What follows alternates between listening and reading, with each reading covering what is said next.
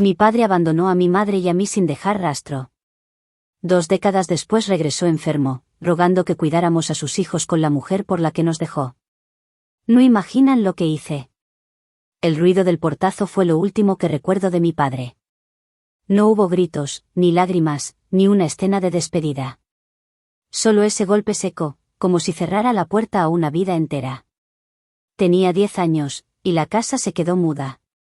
En la mesa quedó su taza de café a medio tomar, el cigarrillo apagado en el cenicero y una nota arrugada, escrita con una letra que ya casi no recuerdo: no puedo seguir con esto. Nada más.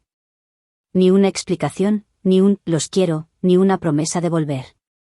Durante mucho tiempo pensé que esa frase era una especie de código. Que esto significaba el trabajo, la rutina, o la tristeza que lo rondaba desde hacía meses.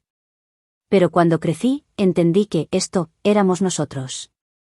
Mi madre, mi hermano y yo. Lo que no pudo seguir era siendo padre.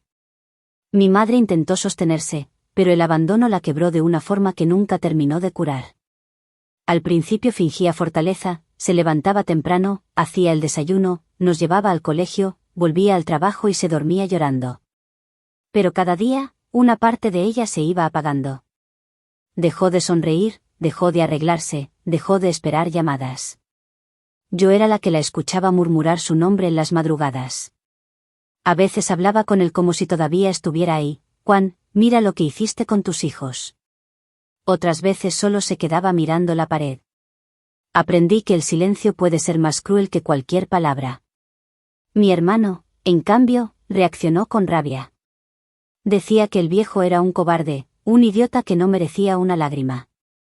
Pero yo veía en sus ojos la misma pregunta que me quemaba a mí: ¿qué hicimos para que se fuera? Crecer con esa duda fue como vivir con una herida abierta. Cada cumpleaños se sentía incompleto. Cada Navidad, un recordatorio de su ausencia. La gente decía que el tiempo curaba todo, pero el tiempo solo afiló la rabia. Con los años, aprendí a odiarlo. A borrar su rostro de las pocas fotos que quedaban. A inventar historias sobre su muerte, solo para sentir que tenía un final. Y sin embargo, aunque juraba que lo había olvidado, cada vez que alguien mencionaba la palabra padre, algo en mí se encogía. Me preguntaba si estaría vivo, si habría tenido otra familia, si alguna vez se arrepintió. Pero nunca tuve el valor de buscarlo. Me parecía que si lo hacía, estaría traicionando el dolor de mi madre. Ella murió sin recibir respuesta. Una noche cualquiera, después de una larga jornada, se acostó y no despertó más. No dejó cartas, ni confesiones. Solo un suspiro cansado y un «todo estará bien», que nadie creyó. Cuando la enterramos, juré que jamás perdonaría al hombre que la destruyó. Pasaron 20 años. Me acostumbré a vivir sin padre, sin explicaciones, sin pasado. Construí mi vida con la idea de que algunos huecos no se llenan, solo se aprende a caminar alrededor de ellos. Hasta ese martes. Era un día común. Volvía del trabajo cuando mi teléfono sonó. El número era desconocido, y casi no contesté. Pero algo, no sé si la costumbre de esperar malas noticias, me hizo deslizar el dedo.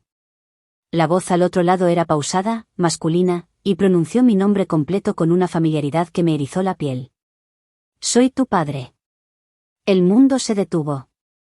No supe si reír o gritar. Por un segundo, pensé que era una broma cruel. Pero luego escuché una tos seca, un temblor en la respiración, y supe que era él. Su voz había envejecido, pero el tono seguía siendo el mismo. Dijo que necesitaba verme. Que era importante. Que ya no le quedaba mucho tiempo. No le pregunté cómo había conseguido mi número. No le pregunté por qué había esperado 2 décadas. Solo colgué. Esa noche no dormí. Sentí que todo lo que había enterrado comenzaba a salir a la superficie. Imágenes, recuerdos, el olor a tabaco, los desayunos de domingo, el sonido de sus botas al entrar. Todo lo que había intentado borrar volvió como una marea. A la mañana siguiente, mi hermano vino a casa. Le conté lo de la llamada. Se quedó en silencio por un largo rato, con la mandíbula apretada. Luego dijo algo que me heló. Si quiere vernos, será porque necesita algo. Ese tipo no da un paso sin interés. Tenía razón. No lo conocía como adulto, pero lo conocía como hijo. Y los hijos saben cuando sus padres mienten. Pasamos 3 días discutiendo si debíamos ir o no. Al final, la curiosidad pudo más. Queríamos verlo, sí, pero no por cariño. Era una necesidad oscura, como la de mirar un incendio del que alguna vez escapaste. Nos citó en un café pequeño, en las afueras. Llegamos antes. Cuando entró, lo reconocí al instante. Estaba más viejo, más delgado, con el cabello gris y la mirada hundida. Pero seguía teniendo ese gesto de superioridad, como si el mundo le debiera algo. No hubo abrazos. No hubo, ¿cómo estás? Solo una incomodidad densa. Comenzó a hablar, como si nada. Dijo que había estado enfermo, que la vida lo había castigado, que había cometido errores. Intentó justificar su desaparición con palabras vacías. Yo era joven, estaba perdido, no sabía ser padre. Yo lo escuchaba y solo sentía asco. Cada frase era una excusa. Quise gritarle que mientras él buscaba encontrarse, mi madre se hundía, que nosotros crecimos con hambre y rabia, que no hay perdón que alcance para 2 décadas de silencio. Pero me quedé muda. Porque, en el fondo, lo que más dolía no era su partida, sino el hecho de que no parecía recordar el daño que causó. Hasta que soltó la bomba. Dijo que tenía una nueva familia. Una esposa, 2 hijos adolescentes. Y que necesitaba nuestra ayuda porque estaba enfermo, y su nueva familia estaba sola. No entendí. Pensé que hablaba de dinero, de herencias, de cuidados médicos. Pero entonces lo miré bien, y vi algo en sus ojos que me asustó, desesperación. Le pregunté qué tenía que ver yo con todo eso. Y su respuesta fue tan absurda que me dejó sin aire. Porque, si me pasa algo, ellos no tendrán a nadie más. Y tú eres su hermana también. Sentí que el suelo se abría bajo mis pies. ¿Hermana? Mi hermano me miró sin comprender. El viejo bajó la mirada, como si por fin entendiera la magnitud de lo que acababa de decir. No era solo que hubiera rehecho su vida. Era que lo había hecho antes de irse. En ese momento, todo el dolor de 20 años se transformó en una sola palabra: traición. Y supe que lo que había comenzado como una llamada del pasado, iba a convertirse en una guerra.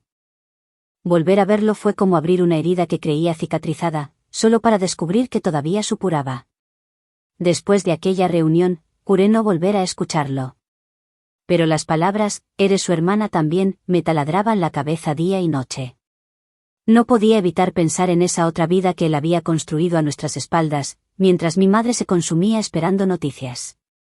Yo no quería saber nada, pero la curiosidad, o quizás el odio, terminó empujándome otra vez hacia él. Me llamó de nuevo una semana después. Sonaba débil, casi suplicante. Me dijo que necesitaba verme una última vez. Que había algo que debía contarme antes de que fuera tarde. No le respondí. Pero colgué con el corazón acelerado. Esa mezcla de rabia y necesidad de entender me estaba matando más que cualquier recuerdo. Al final, fui. No por él, sino por mí. Porque necesitaba verlo sufrir. Lo encontré en un pequeño departamento alquilado, lejos de todo. El lugar olía a humedad y medicamentos. En la mesa había frascos con nombres que no entendía, una Biblia abierta y una foto enmarcada, él, una mujer y 2 chicos sonriendo. La ira me subió por la garganta. No podía creer que hubiera tenido la audacia de mostrarme su nueva familia, como si se tratara de un trofeo. Mientras yo lo observaba en silencio, él intentaba ordenar papeles, nervioso, evitando mi mirada. Parecía un hombre derrotado, pero no lo suficiente como para inspirar lástima. Me dijo que se había ido porque no soportaba ver a mi madre sufrir por su culpa. Que se sintió inútil, incapaz de mantenernos, de ser lo que esperaba de él. Que huyó, por amor, para no arrastrarnos con su miseria. Cada palabra me revolvía el estómago. Ese hombre seguía mintiendo, incluso moribundo. Huyó, sí, pero no por amor, sino por cobardía. Por no tener el valor de asumir lo que destruyó. Le dije que su versión de la historia no me interesaba, que nada justificaba el abandono. que mientras él se encontraba, mi madre perdía la salud limpiando casas, y mi hermano y yo aprendíamos a sobrevivir con la vergüenza de tener un padre que se evaporó. Pero él insistió. Me pidió que escuchara hasta el final. Dijo que no buscaba perdón, solo ayuda. Que su esposa actual no sabía toda la verdad. Que estaba muriendo, y quería asegurarse de que sus otros hijos no quedaran desamparados. Y entonces volvió a decirlo, son tu sangre también. Me quedé helada. No solo había rehecho su vida. Había empezado esa familia antes de abandonarnos. Mientras nosotros éramos su carga, ellos ya existían. Él no había desaparecido por confusión, sino por elección. Las piezas encajaron en mi cabeza con una violencia que dolía. Los silencios, la frialdad, los fines de semana en los que trabajaba, las discusiones con mi madre. Todo tenía sentido. No se fue porque no sabía amar. Se fue porque amaba a otra. Cuando lo entendí, no supe si quería gritarle o romperle la cara. Pero lo único que salió de mi boca fue una risa amarga. Le dije que si buscaba que yo cuidara a su nueva familia, había perdido el juicio. Que no debía esperar de mi compasión, sino indiferencia. Él bajó la cabeza. Me pidió, casi en susurros, que no castigara a los inocentes por los errores de los padres. Y por un segundo, esa frase me desarmó. Porque era la misma que mi madre solía repetir cuando hablábamos de él, no cargues con el odio, hija. No dejes que se te pegue. Pero no podía. No en ese momento. No después de todo. Me levanté y salí sin mirar atrás. Creí que lo había dejado para siempre, que esa sería la última vez que su sombra cruzaría mi vida. Hasta que llegué a casa y encontré el sobre. Estaba bajo la puerta, sin remitente, solo con mi nombre escrito a mano. Dentro, había una carta amarillenta, con el borde gastado. Al leer la primera línea, el corazón me dio un vuelco, era una carta de mi madre. Reconocí su caligrafía al instante. Temblé al ver la fecha, 5 meses antes de su muerte. Decía que había intentado escribirle a él una última vez, que necesitaba despedirse, que todavía lo amaba aunque no pudiera perdonarlo. Pero lo más devastador fue el destinatario, la misma mujer con la que él ahora vivía. Mi madre le había escrito directamente a la amante. Y la carta nunca había sido devuelta. Eso significaba que la otra sabía. Que siempre supo. Que mientras mi madre moría en silencio, esa mujer construía una vida con el hombre que la destruyó. Sentí un calor subir desde el estómago hasta la garganta. La rabia, el asco, la traición. Todo se mezcló. Durante años había odiado a mi padre por abandonarnos. Pero esa noche descubrí que el abandono no había sido solo suyo. Había sido compartido, planeado, oculto. Y entonces entendí por qué él había querido verme otra vez. No buscaba redención.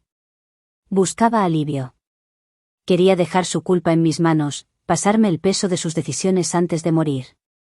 Apreté la carta contra el pecho. Olía a polvo, a recuerdos, a algo que ya no existía. Y por primera vez en 20 años, no lloré por mi madre. Lloré por mí. Porque entendí que toda mi vida había sido una consecuencia del silencio de los adultos. El teléfono volvió a sonar esa misma noche.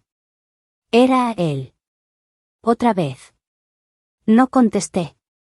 Pero escuché el mensaje de voz que dejó. Por favor, hija, hay algo más que debes saber. No lo entenderás hasta que me escuches. No me queda mucho tiempo. Colgué. Y supe que esa historia no había terminado. El fantasma que había desaparecido de mi vida por 20 años acababa de volver, para arrastrarme con él una vez más.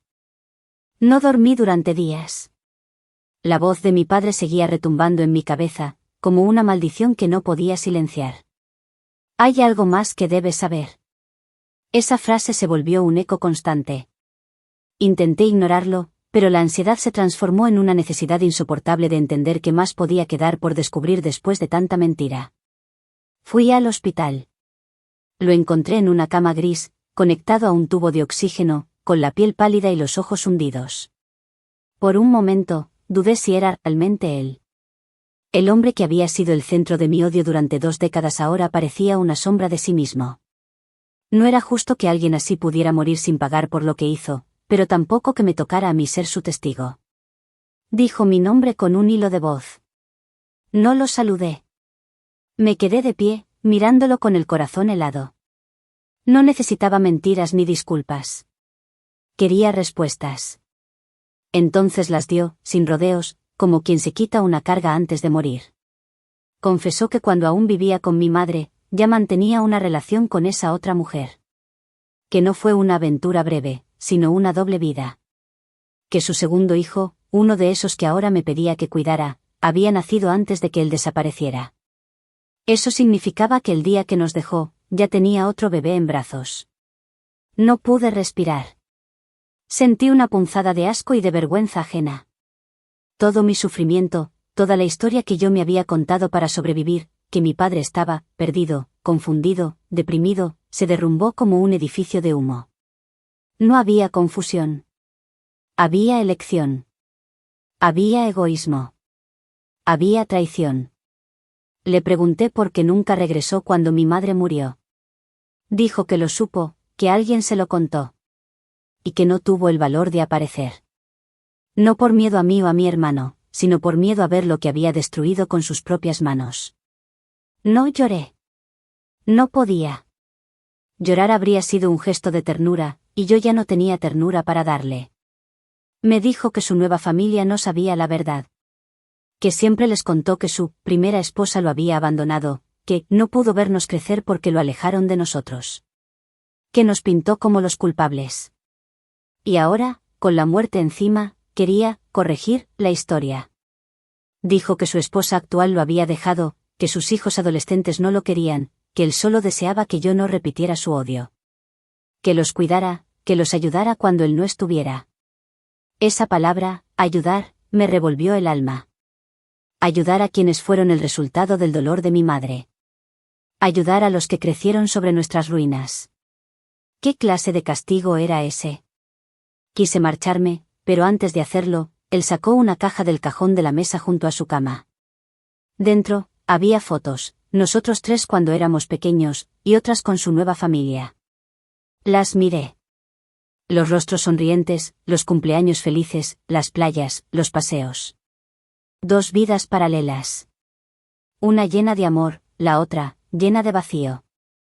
Me devolví la mirada en el vidrio del marco y no reconocí a la mujer que estaba allí. Era yo, pero con los ojos de mi madre. La rabia me dio fuerzas para hablar. Le dije que no contara conmigo, que sus nuevos hijos tendrían que cargar con su ausencia como yo lo hice. Que no me pidiera compasión cuando él jamás la tuvo. Cuando iba a salir, me dijo algo que me detuvo en seco. Tu madre me perdonó. Me di vuelta, incrédula. Entonces me contó que ella le escribió varias veces, incluso después de que él se fuera, pero que él no tuvo el valor de responderle. No necesitaba pruebas, porque ya las tenía. La carta que apareció bajo mi puerta lo confirmaba todo. Mi madre lo perdonó, sí, pero no por amor. Lo hizo para liberar su propia alma. Y en ese momento lo entendí, ella murió en paz, mientras él seguía pudriéndose en su culpa. Salí del hospital con la caja de fotos bajo el brazo, sin saber por qué la había tomado. Tal vez para destruirla, tal vez para tener un pedazo tangible de lo que me robó. Esa noche abrí la carta otra vez. La leí una y otra vez, buscando sentido. En ella, mi madre le decía a la otra mujer que no quería venganza, que solo deseaba que él no repitiera los mismos errores. Que no usara el silencio como castigo. Era como si esas palabras hubieran sido escritas para mí también. Pasé horas mirando las fotos. Me detuve en una donde él sostenía a un bebé, ese hijo que tuvo mientras aún dormía en nuestra casa. Sonreía igual que en mis recuerdos. Y esa sonrisa fue la confirmación de que nunca se arrepintió de verdad. Lo odié más. Odié su cobardía, su egoísmo, y el hecho de que, a pesar de todo, seguía teniendo poder sobre mí. Porque incluso muerto en vida, seguía dictando cómo me sentía. El teléfono sonó al amanecer. Era el hospital. Dijeron que su estado había empeorado. Por un segundo, dudé si debía ir. No por él, sino porque sentía que aún faltaba algo por decir, algo que necesitaba sacar antes de que se llevara el último pedazo de mi historia con él. Tomé las fotos y la carta, y me subí al primer taxi. Mientras el coche avanzaba, pensé que tal vez no iba por respuestas, sino por venganza. Por la necesidad de que me mirara a los ojos antes de morir y viera lo que dejó atrás. Pero cuando llegué, el doctor me dijo que había entrado en coma. No habría palabras, ni disculpas, ni verdad completa. Solo silencio otra vez. Y en ese silencio, entre el zumbido de las máquinas y el olor a desinfectante, entendí algo que me heló el alma. Mi padre no solo había destruido una familia. Había creado 2 condenas paralelas. La nuestra, marcada por la ausencia. Y la suya, condenada a vivir con la mentira. Y aunque una parte de mí quería irme para siempre, otra sabía que no podía hacerlo aún. Porque había 2 chicos allá afuera, sus otros hijos, mis medio hermanos, que vivían sin saber quién era realmente el hombre al que llamaban papá. Y yo no estaba segura de si merecían la verdad, o el mismo silencio que él nos dejó. Fui al funeral sin saber exactamente por qué. No lo hice por él, ni por la necesidad de cerrar un ciclo. Lo hice porque algo en mí no soportaba la idea de que muriera dejando todo en sombras. Quizás necesitaba ver el cuerpo para creer que, por fin, su poder sobre nosotros había terminado. El salón era pequeño y silencioso. Apenas unas flores marchitas sobre un ataúd barato. Ni siquiera había música, solo el murmullo incómodo de gente que no sabía cómo despedir a un hombre del que apenas podían hablar sin mentir. Entre los pocos asistentes, vi a una mujer de cabello castaño, vestida de negro, con los ojos rojos. Supe al instante quién era.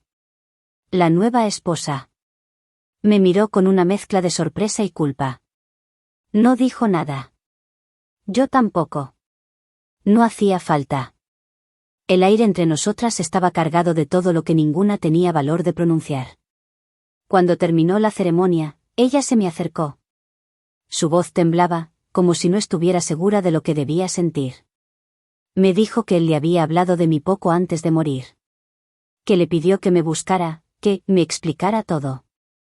Yo respondí con una frialdad que me sorprendió incluso a mí. Ya lo sé todo. Pero ella insistió. Me rogó que la escuchara. Que no todo era como yo creía. Y contra mi voluntad, acepté acompañarla hasta su casa. No por empatía, sino porque necesitaba mirarla de frente y saber si era cierto que había vivido feliz mientras mi madre se consumía en silencio. Su hogar era modesto, lleno de fotografías. Cada rincón era una evidencia de la vida que él construyó con ella, hijos sonrientes, cenas, navidades, vacaciones.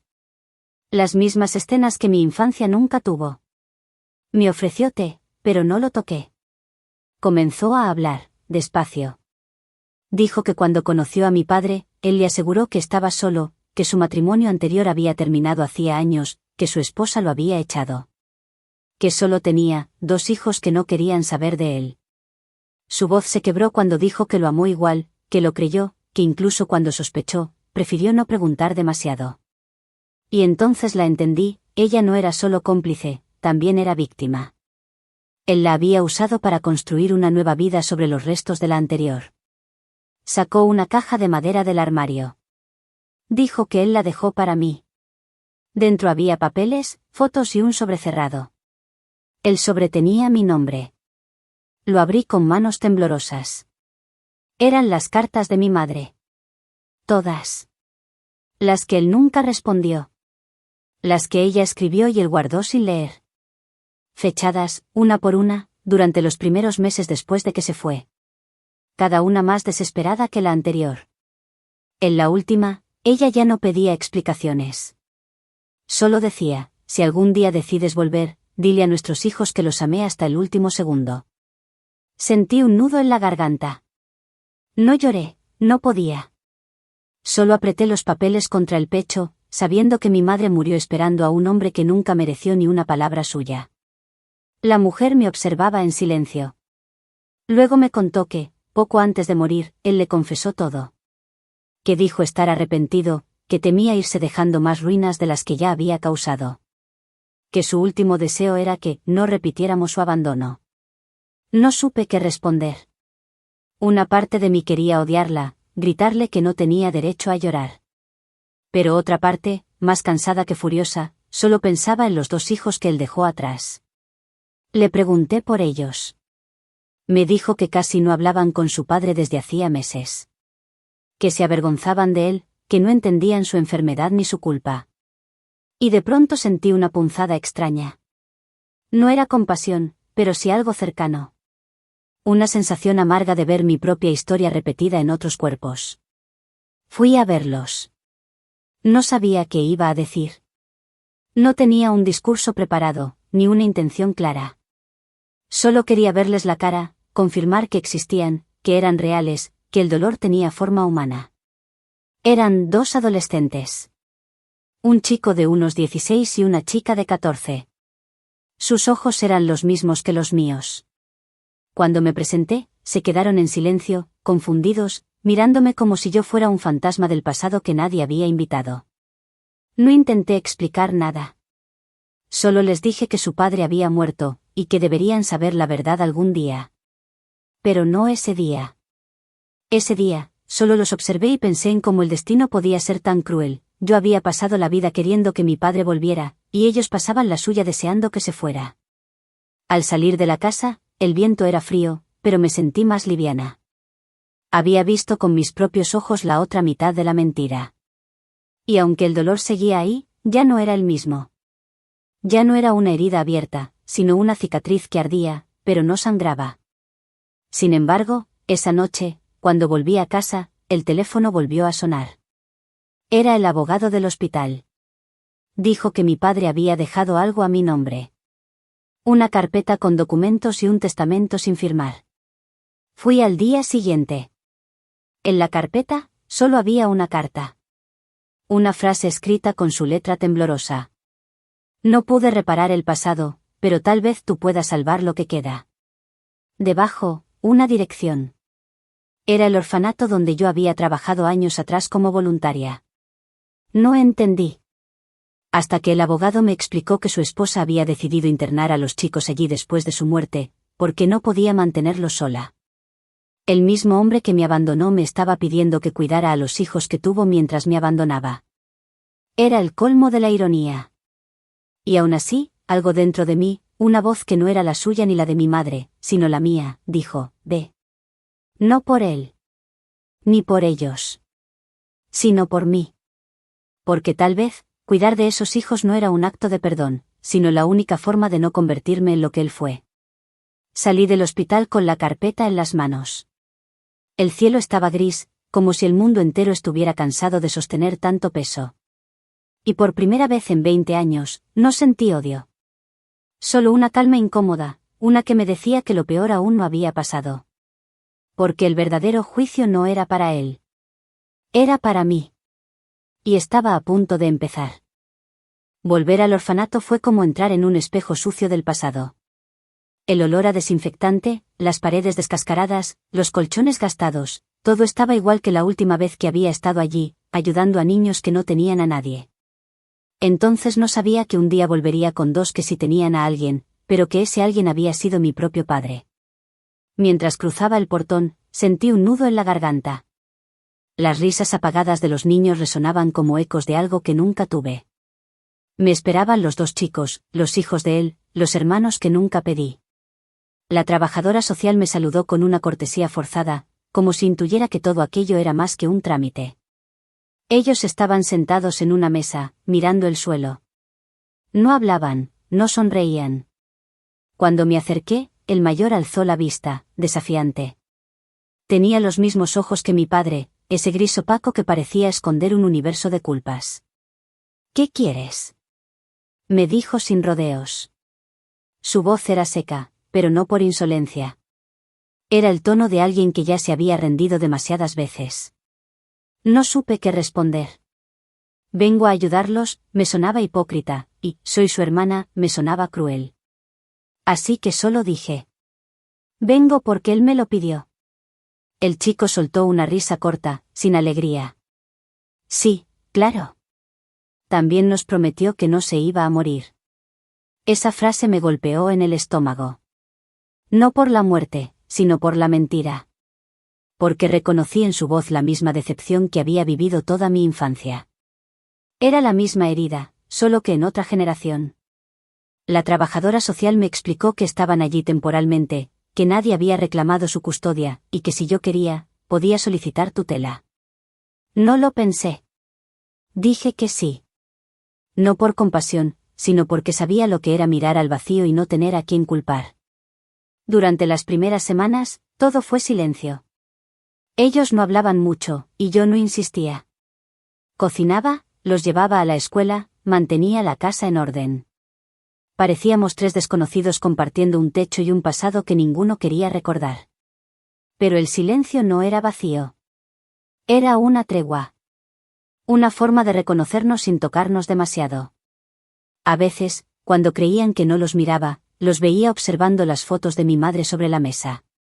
Quizás intentaban entender qué lugar ocupaba yo en su historia. Quizás intentaban adivinar si los odiaba. Una noche, mientras cenábamos, el menor, con voz temblorosa, me preguntó si mi padre también me había mentido. Más veces de las que puedo contar, le respondí. Él bajó la cabeza. Luego murmuró. Entonces, ¿también te hizo daño? No lo dije, pero pensé, nos hizo lo mismo a todos. Esa fue la primera grieta en el muro. Desde entonces, algo cambió. No de golpe, pero lentamente. Empezaron a hablar más, a dejar que sus voces llenaran el espacio que antes estaba lleno de resentimiento. Y en esos pequeños gestos, un plato lavado, una risa disimulada, un buenas noches, empecé a entender que la sangre no era la única herencia que nos había dejado. También nos había dejado el deber de no repetirlo. Sin embargo, el pasado no se borra tan fácil.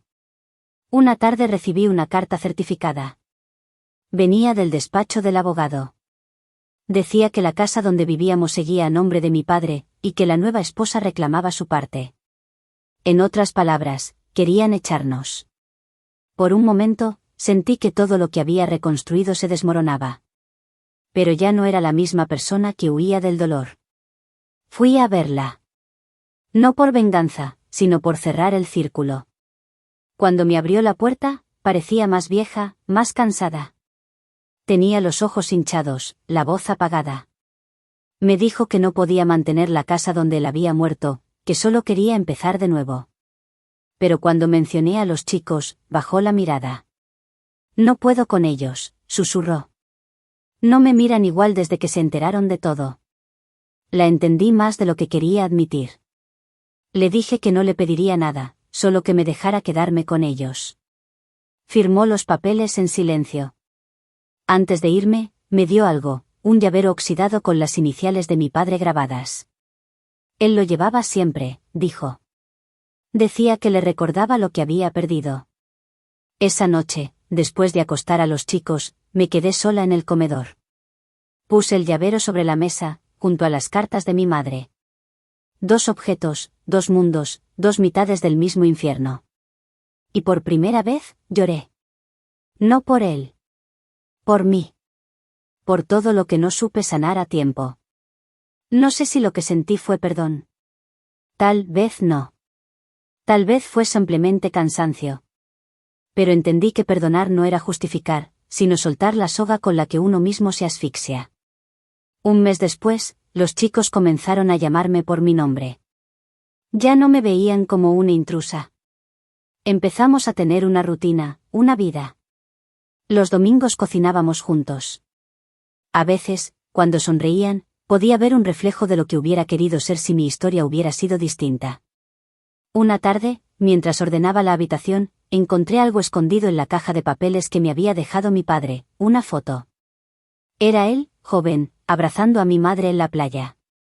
Detrás, una dedicatoria escrita con su letra: lo único que temo perder es esto. Me quedé mirando la imagen largo rato.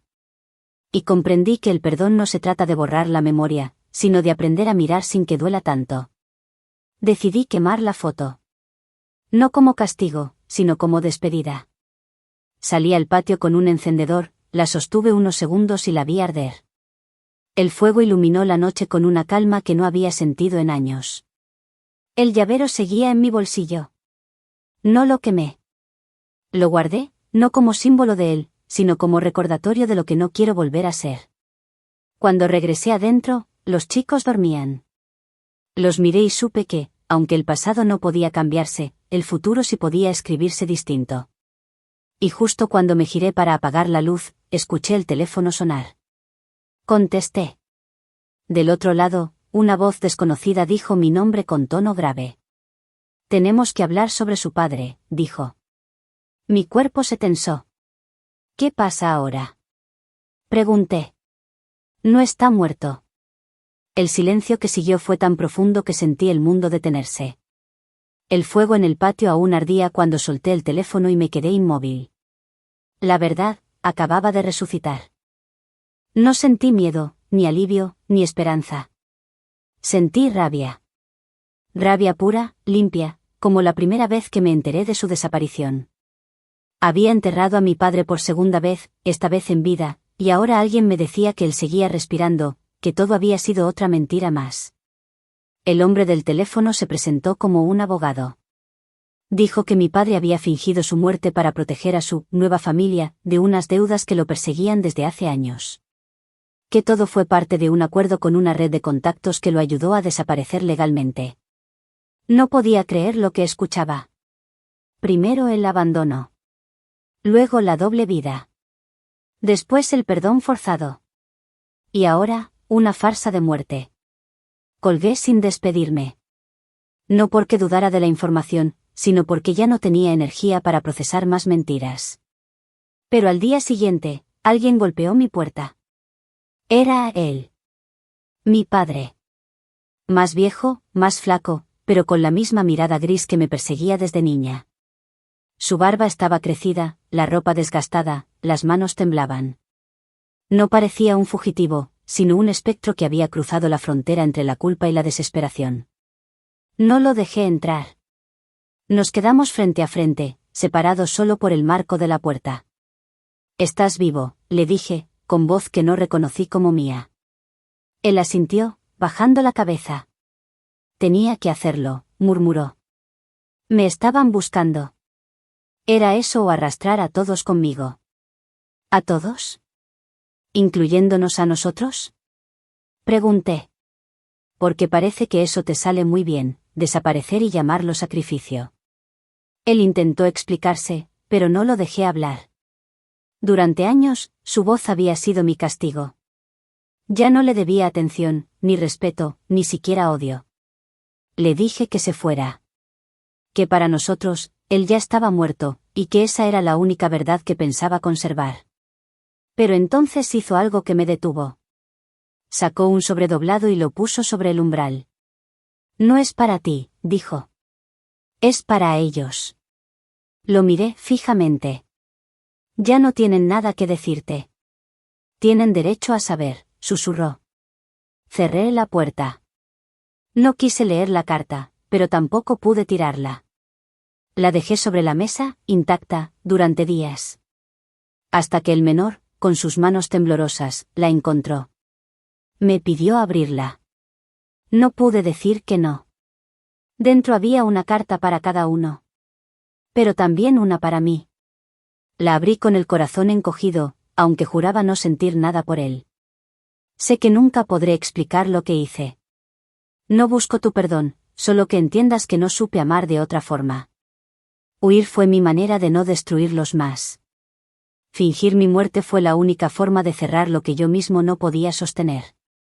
Pero siempre supe que algún día me encontrarías. Y si eso pasa, quiero que sepas que dejé algo para ti. Algo que te pertenece.